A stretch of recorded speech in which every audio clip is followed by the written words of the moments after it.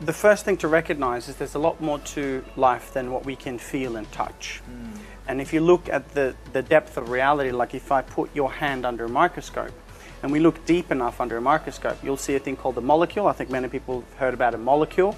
And then you go deeper, you find an atom, and in the middle of the atom there's a nucleus, etc. So the lower you go in a microscope with anything, you know, it can be your foot, it can be your hand, your brain, your heart, it can be this wooden floor, it can be any physical matter.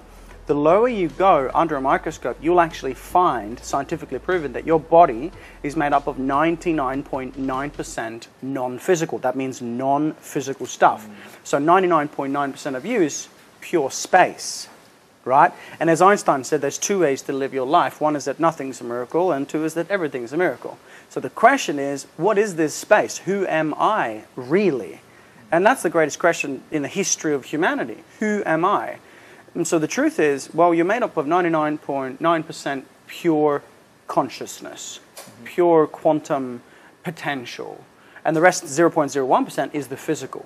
So when you take that quantum science, which has now been proven for 102 years since Max Planck won a Nobel Prize for this kind of work, and you look at Eastern philosophies and ancient scriptures, you'll see that this has been around for a very long time. It's not new. In fact, it's a universal truth. It's always been. But it's only recently where the Western world is really starting to grasp the concept of how beautiful, how powerful, and how much love we really have inside of ourselves.